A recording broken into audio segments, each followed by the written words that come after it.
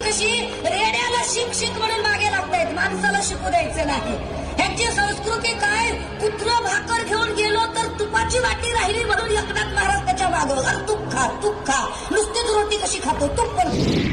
त्या देशातले लोक इतके मेरिटवाले होते, काय सांगायचं तुम्हाला राजे हो. इतकं मेरिट म्हणता यांचं माकडं पूल बांधत होते हो.